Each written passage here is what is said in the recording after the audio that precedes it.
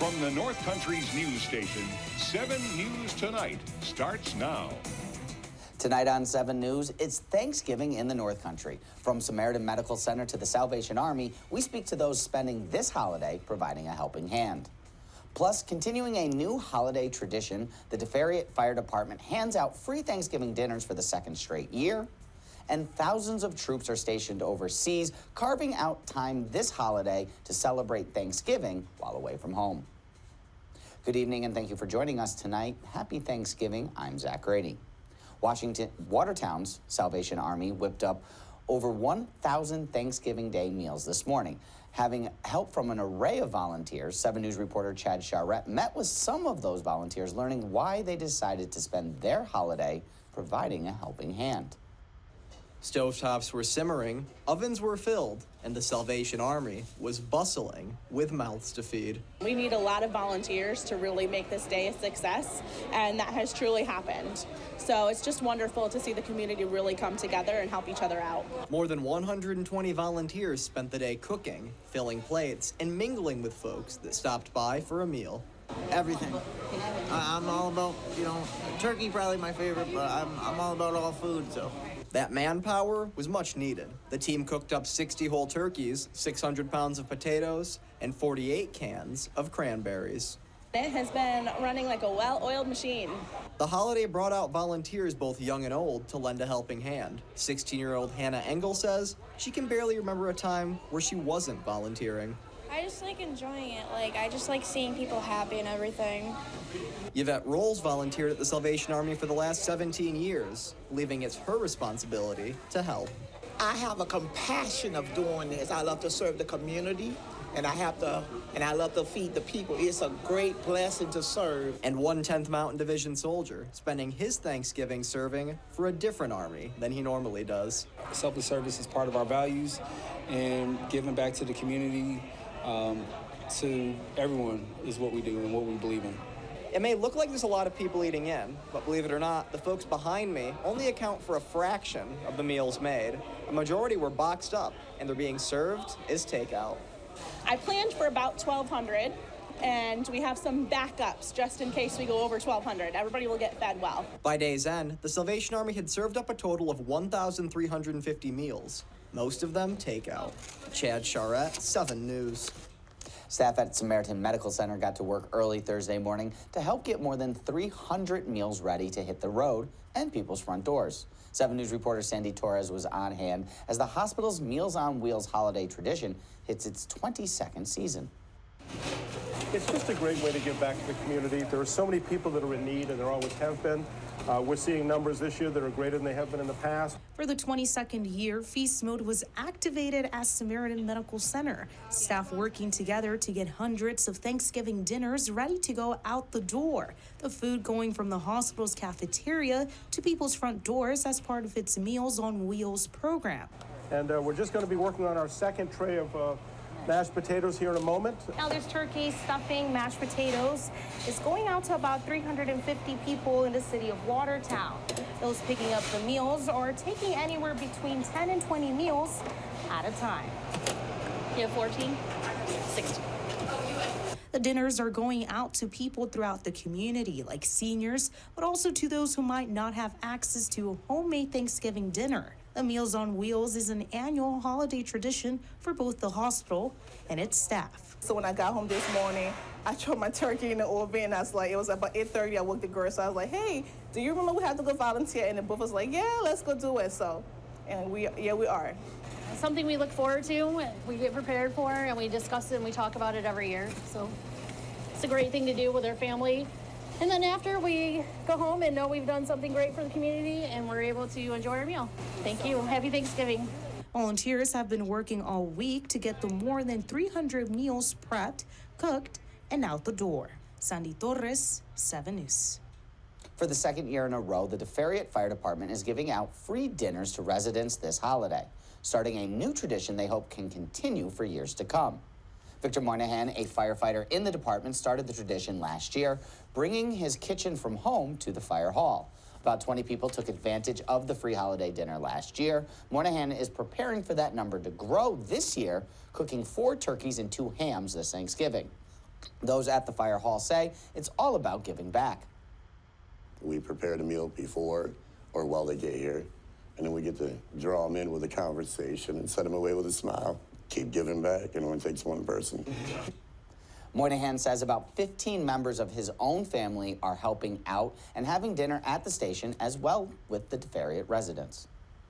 It wasn't just all about food and football this Thanksgiving, as around 750 people started off their Turkey Day with a trot. The Watertown YMCA Turkey Day Run turned 40 this Thanksgiving, celebrating its anniversary of starting off the holiday healthy. Organizers say the number of runners continues to grow each year, with about 100 more trotters this year than last. 2 special guests were in attendance for this morning's run, the first 2 runners to cross the finish line 40 years ago. The YMCA says the run is a great way to celebrate the food-driven holiday with a healthy start. I love to run in general, and it's just fun to get out there and run, especially early in the morning. And then that way it's more justified. A healthy way to be able to start and kick off your Turkey Day holiday. So we're excited to have walkers and runners here. This year's top finishers were Andrew Burns in the men's category, finishing in 17 minutes and 26 seconds. And the top female was Emily Burns, coming in at 20 minutes and 12 seconds. Tens of thousands of U.S. troops are spending this Thanksgiving holiday away from home. To help celebrate while overseas, the Pentagon is flying in Turkey with all of the trimmings to military bases around the world. CBS's Tina Krause has this story from London. Carving out time for a taste of home from thousands of miles away. Happy Thanksgiving. In South Korea, where more than 20,000 American service members are based, higher-ranking Army officers dished out roast turkey with all the trimmings. But some troops say without family, it's just not the same. I miss them a lot, and definitely celebrating Thanksgiving without them is really hard, but only a few months left. Soldiers serving in Latvia worked up an appetite with the Turkey Bowl game, looking to boost morale. As the war between Israel and Hamas escalates, some U.S. soldiers serving in Iraq and Syria are coming under attack. The U.S. has deployed 2 aircraft carriers to the region to keep the conflict from growing. Many troops around the world say they're counting their blessings this Thanksgiving. I just want to give a special shout out to my son, Ezekiel Jr. I hope you're doing well in school. Daddy miss you. I love you, and happy Thanksgiving. This Thanksgiving, I'd like to be thankful for my friends and family for supporting me in my career and all my endeavors moving forward. Cheers! And a special toast to spending one of the next Thanksgivings with loved ones back home. Tina Krause, CBS News, London. Let's head over to the Weather Center now. We'll check in with John Kubis for the first time, get our look at the Thanksgiving forecast. Looking fairly quiet outside right now, Zach. A bit of a breeze, a whole lot of clouds, maybe a sprinkle or a flurry overnight tonight. All right, let's check what I'm watching. Turning much colder over the next couple of days. Tomorrow's going to be a cold day. Sure, we'll enjoy some sunshine on our Friday. A quiet weekend on tap, some extra clouds, and potentially some lake effect snow next week. All right, a quick check of the maps. First weather brought to you by Doors Plus at Adams Center. And notice, up to our north, there's a cold front heading our way. So there might be a flurry or a sprinkle here or there over the next couple of hours. So we'll talk more about temps and next week, too, here in a bit. We'll send it back to you. Thanks, John. Authorities now say there is no evidence of terrorism from a Wednesday car explosion at the U.S.-Canada border. 2 people inside were killed. Sources tell CBS News that a man was driving the vehicle and his wife was the passenger. CBS News correspondent Nicole Sanga has more from Niagara Falls.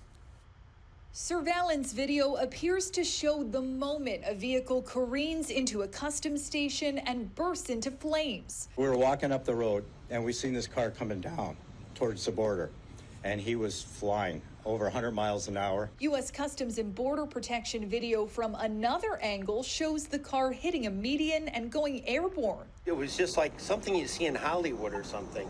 He went up into the air and we just seen the fireball, and that's all we could see. It was just covered in smoke everywhere. According to law enforcement officials, the automobile, which sources said was a Bentley, came from the U.S. side of the border. At this time, there is no indication of a terrorist attack. Authorities say the vehicle crashed through a fence, ending up in a customs inspection zone where it caught fire. U.S. and Canadian officials closed off 3 other international bridges in the region as a precaution, all of which have since reopened. We received a lot of calls, and that goes to show how much on edge people are because of incidents that happen internationally and so forth. The FBI handed this investigation back over to local police after finding no explosive materials at the crossing behind me. Meanwhile, U.S. Customs and Border Protection says one of its officers sustained minor injuries during the crash. Nicole Skanga, CBS News, Niagara Falls, New York. Still to come tonight on 7 News, Mel Busler has your North Country Sports Report and the story of one North Country dojo raising money in the fight against cancer. Plus the full forecast for your early morning Black Friday shopping. John Kubis joins us from the Weather Center when 7 News continues. From the North Country's news station, you're watching 7 News Tonight with Garrett Dumbluski. Tonight's weather with John Kubis. And your North Country sports with Mel Busler.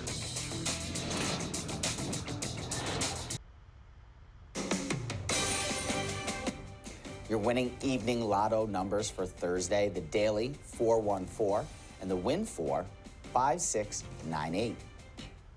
Tonight's North Country Arts All-Star is Herman DeKalb's Andrew Platt. Hi, my name is Andrew Platt, and I'm a 7 News Arts All-Star.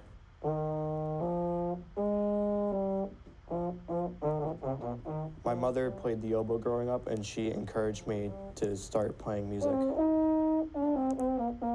When I was in 5th grade, I first started playing instruments with the trumpet. And then from there, my music teacher at the time, Mr. Pabis, he asked me if I would like to switch over to the baritone, which I decided to do, and I haven't looked back since. It was one of the best choices I've ever made. It's a fairly common brass instrument that goes in par with the trombones. The euphonium has 4 valves, 1 for each finger, not counting the thumb. And you play it like a trumpet, but the sound is more like of a trombone. Probably plan on playing an instrument in college as part of like a orchestra for like sports. No, it's fun to hang out with my friends and play some music and to just get in a group. Regardless if it's by myself or with others, I enjoy playing overall. Makes me feel free. My name is Andrew Platt, and I'm a 7 News Arts All-Star. Now, tonight's weather. A lot of clouds outside, a cold front passing on by, and a little bit of precipitation moving on through. Quick check of the maps, satellite and Doppler radar. Notice a little bit of blue showing up, but mainly across the border. A little bit of green for you in portions of St. Lawrence County. Otherwise, keeping it rather cloudy, and that'll be the case tonight. A little bit of sunshine on our way for tomorrow. Widening out the view, there it is, that cold front. Yeah, poised to pass on by. It should come through rather dry. There might be a stray flurry, a sprinkle over the next few hours anyways. Turning rather cold later tonight and tomorrow as well. Temperatures around 30 degrees for the high on your Friday. Shows sure it will be sunny, but it's going to be chilly. 42 degrees, cloudy skies, winds from the west at about 16, bit of a wind chill. Feel like temperature right now, 34. All right, notice on the futurecast, there you see the model is picking up the potential for maybe some light precipitation over the next 2-3 hours or so. Friday at 7 a.m., it will be sunny, but it's going to be chilly, a couple of passing clouds. During the course of the day, tomorrow, maybe some extra clouds downstate over towards Oswego County, over towards Rochester, and maybe some flurries down there. That'll be courtesy of that northwesterly wind flow and those very cool temperatures moving over the warm waters of Lake Ontario. All right, overnight tonight, your lows anywhere from, say, 23 in Carthage and also in the Bay, 24 in Adams, 25 out Sackett's Way. Keeping it mainly cloudy tonight in Lewis County overnight, mostly cloudy skies. Lows anywhere from 24 in Turin and Port Leyden to 21s in Barnes Corners and also for you in Osceola. St. Lawrence County, mainly cloudy, maybe a flurry or two. Lows, upper teens, Wanakina, Potsdam, 20 in Canton, And also for you, Messina, 22 in Governor. All right, heading out the door early tomorrow morning. Notice at 6, temperatures around 26 degrees, partly cloudy skies, 25s at 7 and at 8. Bit of a breeze too, northwesterly winds at 5 to 10. So there will be a wind chill tomorrow morning. Let's talk more about your Black Friday, because I think tomorrow is going to be a quiet and cold day. Notice in Canton around 9 a.m., 21 degrees. Here in the city, 25. And also 25 for you in Lowville. By the noontime hour, mid to upper 20s, area-wide, and then by 3 p.m., some sun, 27 for you in Canton. Right around 30 here in the city, upper 20s out Lowville way. Looks like on Saturday it will be mainly cloudy, highs and a bit warmer in the upper 30s, lows in the 20s. On Sunday, lower 40s and mainly cloudy skies. Monday, some rain and snow, and highs around 39. Watching the potential for some lake effect snow off the end of the lake on Tuesday and Wednesday. Highs around freezing and lows right around 20. Hope you had a great Thanksgiving. Coming up next, Mel has sports. Stay tuned. Now your North Country sports. Time for your Toyota Sports Report. It's a season of giving thanks and giving back. For Sunset Taekwondo in Watertown, they raise money for the fight against cancer. Sunset Taekwondo recently raised money for the American Cancer Society. It is something they've been doing every year for a decade. Our 10th year of doing it. We had a ton of students come out of the woodworks to try and help out. We raised $3,500 this year, which is a great amount. And we had students that were volunteering for the bake sales. We had our breakathon that we schedule every year as well, and it was just a ton of fun. For the Academy, it's part of their mission statement to give back to the community. Well, one of the most important things about Taekwondo is the respect and the ability to give back to others. You know, we enjoy the physical nature of Taekwondo, something for young people, something for old people, but we always impart in all of our classes the 5 tenets of Taekwondo and the importance of giving back to the community. For Tina Weaver, she knows the importance of raising money to fight cancer. Cancer is very near and dear to my heart. It's I lost my brother, then I was diagnosed with breast cancer. I lost my husband, I lost my mother. So it's very important for me to get out there, do fundraisers, raise money, bring up the awareness to everybody. Constantly telling people to go get tested, not to wait. Don Boschart knows events like the one Sunset Taekwondo holds helps raise needed money for the American Cancer Society. Yeah, these guys have been doing this for 10 years now. I can't thank them enough. It's wonderful they've got their kids involved. You know, the parents drive it, and those kids get happy to break those boards and do what they can to raise the money for the American Cancer Society. And that money's important to help us provide the services and programs that we have. And I can't say thank you enough to these folks, and really appreciate everything they do. Kudos to Sunset Taekwondo and what the Academy does to fight cancer. Deron Bland set an NFL record with his 5th interception return for a touchdown this season. Dak Prescott threw 4 TD passes. The Dallas Cowboys pulled away for a 45-10 Thanksgiving victory over the Washington Commanders. The Cowboys extended their longest home winning streak in 42 years to 13 games.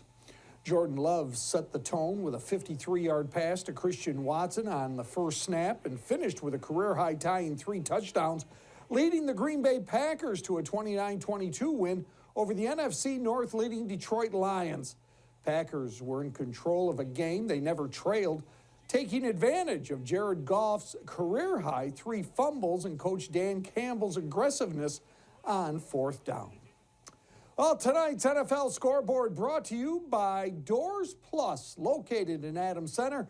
Quality products, professional services throughout the North Country, including Jefferson, Lewis, and St. Lawrence counties. Specializing in garage door repair and installation for both residential and commercial applications. An open door and a closed door policy for your garage. Give Doors Plus a call. Well, the final game of the night in the NFL tonight just ended. All 49ers in this one at Seattle. 49ers defeat the Seahawks by a score of 31-13. It's the North Country's top bowling series of the week, brought to you by a great sponsor, Herringer's Contracting, The roof people who call you back. Hello, yeah, this is Melvin. 315-782-9129. The men's high house list compiled by Hall of Famer Kevin Signor, the owner of Siggy's Pro Shop. First stop, Playmore Lanes in Watertown. Robert Mushter leading the way, followed by Eric Jeffers and Shane Lewine. We head to Lowville, Lewis Lanes. On the list, Clayne Russell, Joe Amelia, and Alan Rivers.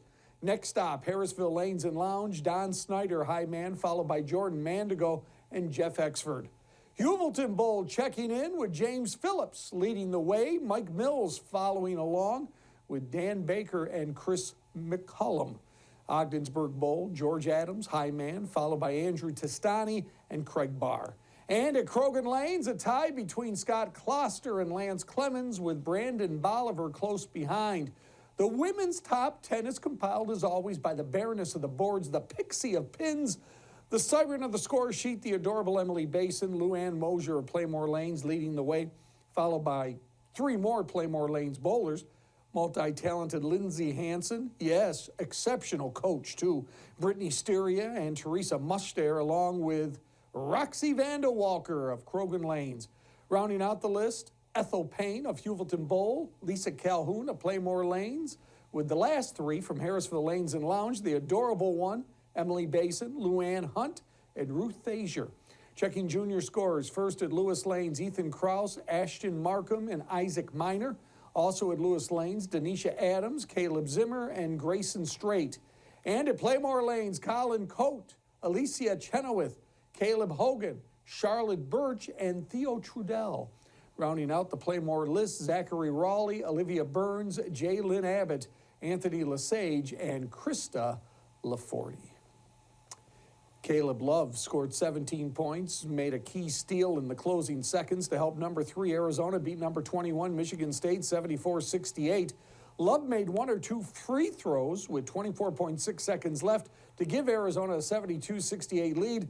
Tyson Walker drove to the lane at the other end before having his shot blocked by Kashad Johnson. Michigan State inbounded the ball with 15.9 seconds left, but Love poked it away from behind, passed ahead to K.J. Lewis for a fast break dunk. Chicago Blackhawks forward Taylor Hall will have right knee surgery, likely sidelining the 2018 NHL MVP for the rest of the season. The team placed Hall and forward Andreas Athanasiou on injured reserve. The move with Athanasiou, who has a groin injury, was made retroactive to November 9th. Forwards Joey Anderson and Cole Gutman were recalled from Rockford of the American Hockey League. Last place Chicago has dropped 5 in a row heading into Friday's matchup against visiting Toronto. That's all I have for now. I tried to eat up all the time. When we come back, Zach Grady will wrap things up. This is 7, mid-20s, upper 20s at 11, and also at 1 with a little bit of sun. For John, Mel, myself, and all of us at 7 News, let us one last time wish you a happy Thanksgiving.